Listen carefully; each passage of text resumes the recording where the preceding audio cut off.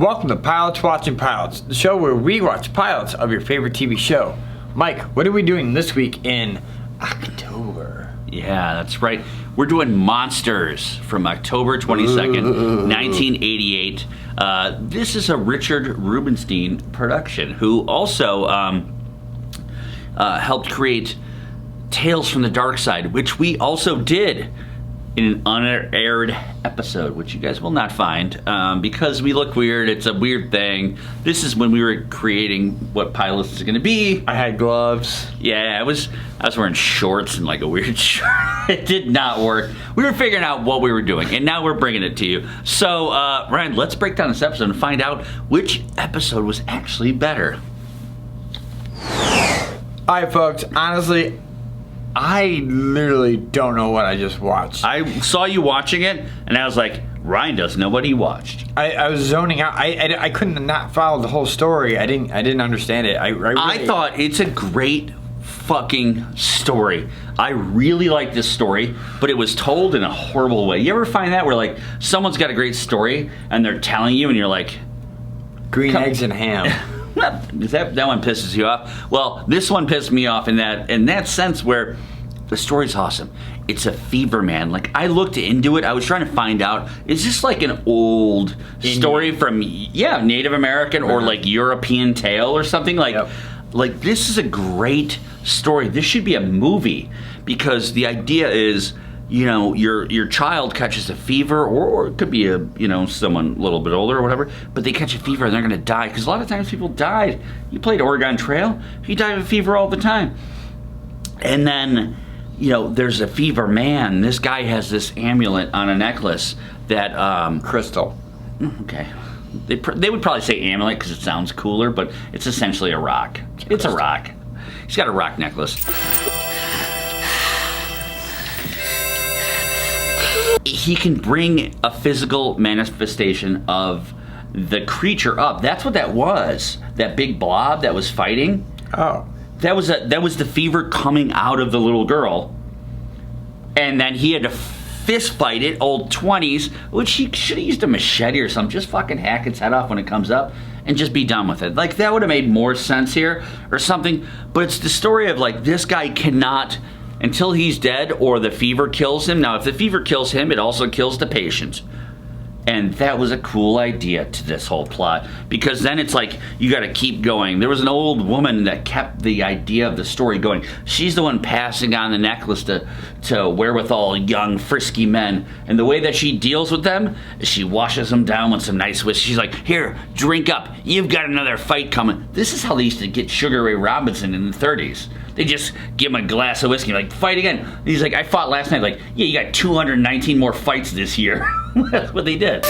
You just get this down, and I'll handle the rest. This is so cheesy, and I get why you missed it, because it's corny and, like, it shot so bad. This is like, it looks like a movie from the 30s. Yeah, it is. I did say shots. Shots.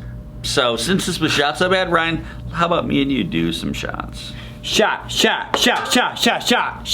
Everybody! Ryan, what are we drinking today? Apparently we're drinking Bacardi with some tangerine. Oh, tangerine. I don't know what song that is. I was going to do a... Led Zeppelin. Oh. I was going to do a She Don't Use Jelly reference, because Flaming Lips, right? But either way, let's get these fuckers down.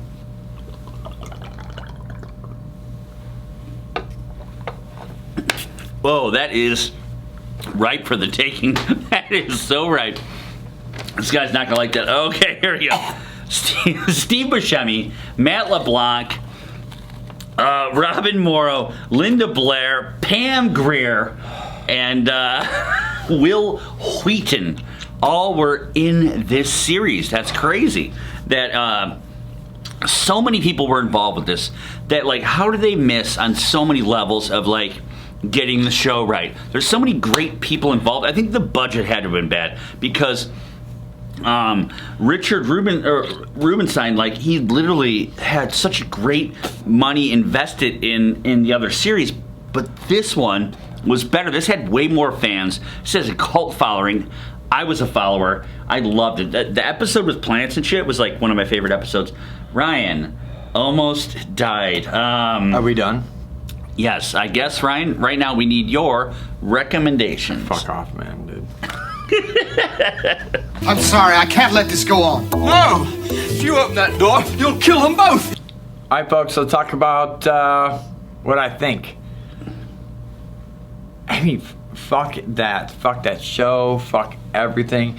If you have nothing else to do, honestly, if you have nothing else to do, go ahead and watch this. And when you're done watching it, just unfriend me on Facebook. Just go fuck yourself. You're just that dumb. I'm telling you, it sucks. It's not worth it.